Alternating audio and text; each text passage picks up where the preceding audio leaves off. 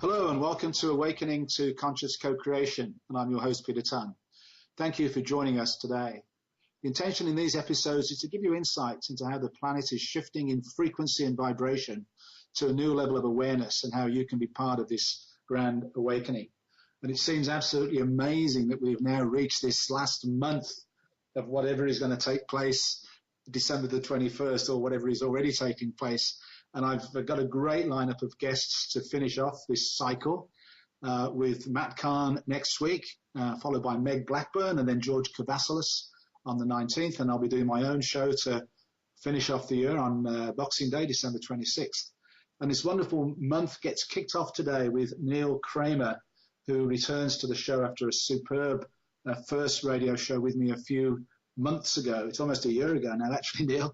And since then, you have written a book, The Unfoldment. So welcome back to the show. Hey, it's great to be here, Pete. Thanks for having me back. So tell us a bit about the book that came about since we last spoke and is now out. Reason for and what's in it? Sure. Well, The Unfoldment is my first traditional paper book. So although I've been writing for 10 years, really, this is the one where let's get those fundamental principles in one place.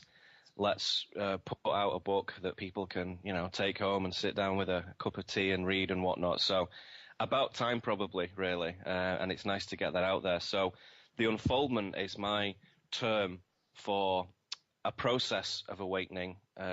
Some things we know very well, some paths of enlightenment and roads to nirvana, or however you might have it, we understand and we've read about for all our lives.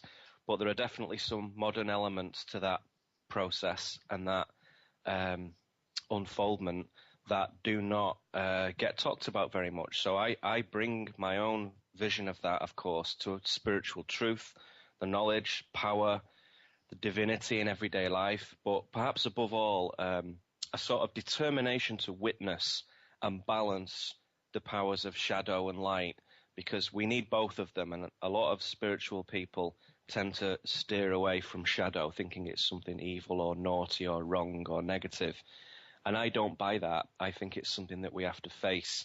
So we need those primary forces of creation and destruction. And frankly, sometimes you have to demolish a thing before you can make way for a new thing. So The Unfoldment tackles all that and how it actually plays out in our real life. So through that, you gain a much higher degree of sovereignty and a much higher degree of free will, which are things we all have, but we don't understand quite what they are or what we do with them or what they mean. I talk about that and I bring that out.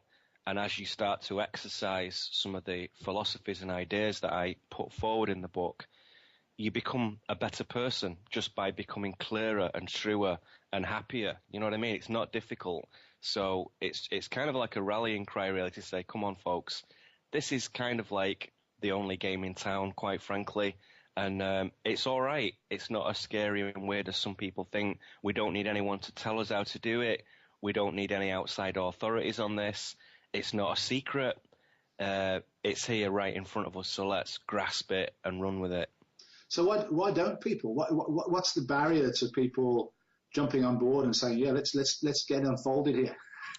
Let's get unfolded. Why not? Yeah.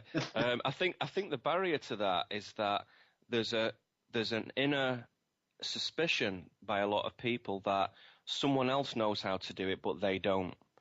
And that's why we end up with authorities and hierarchies of, ascended masters and secret teachers and gurus and whatnot.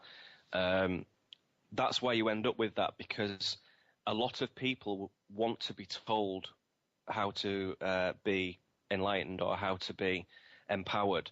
They don't want to go down that road for themselves. So instead of traveling from point A to point B, which takes a lifetime, they want to teleport from point A to point B. And they want to achieve that through someone sitting them down in a room and saying, right, let me tell you the way it is. So that's a problem.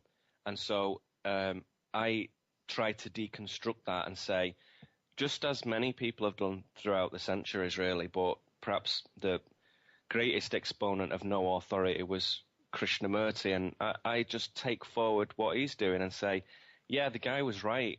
If you bow down, if you put your knee on the floor to anybody or anything, you're doing it wrong.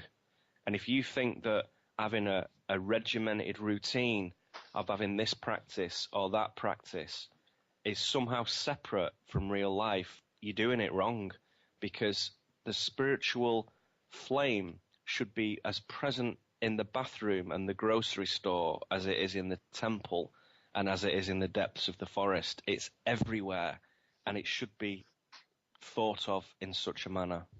I guess in our modern world, we've actually been pretty well trained to watch other people doing things rather than doing it ourselves.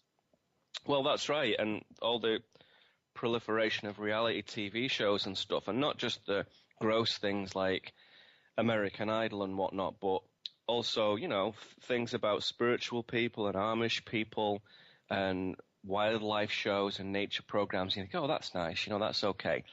It is, but only in very, very limited amounts. If that starts to become a surrogate for your own experiences, then you've got a problem. So you can read as many books and forums and shows and TVs and DVD things as you like, but at some point you need to put all that down, put it back on the shelf, turn the computer off, take all your technology and iPods and phones and just put them in the drawer and just walk out and go into the unfoldment of the universe and realize that it's doing it, the universe is doing it, and it wants you to do it as well. And that's part of the magic that comes with this, is that when you start that process, then you calibrate yourself and you align yourself with the universe's own unfoldment. So you're both evolving in a certain sort of synchronized manner, shall we say. And when that happens, the universe can lend you all its power. You're no longer the separate little entity that you once quite were. Something is different. There's a different kind of energy being exchanged. And it brings a great degree of power to your manifestations and synchronicities, to the level where coincidence really ceases to have any meaning anymore, and you realize that the whole thing is just so hyper-coherent that it's impossible to do anything that doesn't have meaning. And that's a beautiful state to be in. So it sounds almost like consciousness recognizing consciousness from individual to universal. Well, it's a state of getting outside of yourself, and it's a state of putting down the responsibility and the illusion of being Peter Tong or being Neil Kramer. And you just put that down for a minute. It's a role that we like and we're fond of and we've got used to that narrative, but it isn't us. And when you put that down and relax the necessity to maintain that pattern of being oneself, then the universe can sort of see you and it can say, hey, how you doing? And it can see what we might call the soul, or the sort of spiritual core, the thing that really goes on the epic journey, not just the momentary role that we play in this theatre, but the actual actor behind it, the real soul behind it. And the irony is, to move away from the restrictions of self, you have to attain this selfhood, i.e., before you can drop being a self, you have to become a complete self. As one psychologist put it a while back, you have to self-actualize. You have to fulfill all levels of your being. You have to express yourself truly and transparently and completely before you can then say, right, I have now experienced being Peter to the fullest, and now I can put that down. Whereas if we leave any stones unturned, or we don't address Shadow Peter, as much as we're happy to address Light Peter, do we address Shadow Peter? When that gets a voice, when that gets expressed and balanced and integrated and neutralized and understood, then we attain selfhood. So really the unfoldment is an attempt to say, here's a happy book with a welcoming cover that isn't scary and it's not like black and red and gold and looks like some occult sorcery.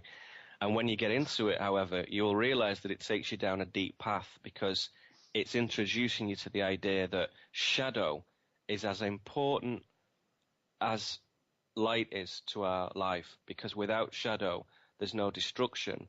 and there's no admittance, and there's no allowance, and there's no surrender. So it's really important to understand what that is. And that, ironically, our disavowal of that shadow, as indeed I talked about last time we discussed this on your show, the disavowal of that shadow, the disownment of it, is why we're in the mess we're in the world today. So if we just take that back, things get better very, very swiftly. So in some ways, then, the unfoldment, the book, is a personal process that we all need to go through that connects into the collective. It's my shot at saying, listen, guys, this is what I do, and this is how I feel, and this is what I think. You might find some of it useful.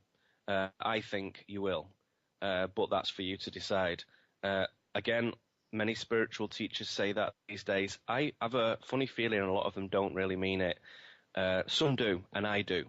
And I say, when you write a book, or you do an interview, or you go on TV or whatever, you're telling a story. You're telling a story and you're sharing your story. That's all you can ever do. Nobody's in a position to pronounce over other people and prescribe a way of doing things over other people. So that's why we have this verbal oratory. That's why we have this delivery of stories and narratives to say, here's a cosmology. And if you can feel some truth in this, maybe it's because there is some truth in it. And when you've got that, put the book down and go and connect with that yourself and tell your own story. So what sort of response have you had to the book? Well, happy to say overwhelmingly positive. So I intentionally wrote it to appeal to anyone who's got half a brain cell, who can string a few words together and sit down and focus for, long enough to read a book. If you can do that, this book has some juicy things in it and some interesting things in it. Because once again, in this alternative realm that we communicate in, people like you and I, we get used to just talking to ourselves, don't we? Our other kindred spirits. We do. And you can be forgiven for starting to ignore the mainstream and thinking, well, they don't know anything, these lost fools in the mainstream, why bother? With the unfoldment, I thought, right, this is it. This is my shot at saying, okay, this is really for everybody. And it's as much as, my auntie and uncle and the lady in the laundromat down the street, as it is for you, and as it is for my spiritual buddies, It's for anybody. And so the experiment when you do that is, can you write it absolutely authentically, without patronizing anyone, without lowering your sights, without lowering your quality bar? Can you write it so it's absolutely the same message for every level of consciousness? So that's what I've attempted to do with this. And the next book will be straight in for the initiated. But this one is for anybody. And, of course, for the people who are on the path and who have been doing spiritual work for a while, I want to give them something as well. So the book has many layers to it, and I will pretty much guarantee that no matter who you are and what you're doing, you're going to learn something new when you read this. Neil, I have no doubt about that, because you're have such an eloquent way of putting things, both in the spoken word and the written word. So there's no doubt about that. We're coming up to our first break. It's Peter Tongue with Neil Kramer for Awakening to Conscious Co-Creation. Welcome back to Awakening to Conscious Co-Creation with your host, Peter Tongue. Having me today, Neil Kramer, whose book, The Unfoldment, came out earlier this year and having great success. So, Neil, just let us know how people can connect with you and with the book if they want to buy it. Well, if you go to neilkramer.com, you can see a link on the right-hand side, a picture of the cover, and you can click on that and read a little bit about it, what it is and what it covers and what kind of tone you might expect from it. And then from there, really, it's available, as they say, in all good bookstores and all the online retailers and all the big bricks and mortar stores as well, I'm happy to say. So, yeah, you should be able to go out there and get it. And I think, as one author could possibly say about his own work, I think it's a good book. I'm very pleased with it. I think you'll enjoy it. People who have written to me from first-timers just putting their toes on the path of spirituality for the first time, and old-timers who have long grey beards and carry old staffs and who've been doing this for longer than I have both enjoyed it and said that is good. You mean people like me? I don't think you're quite that old, Peter. And also on the website, there's a whole bunch of articles and radio shows you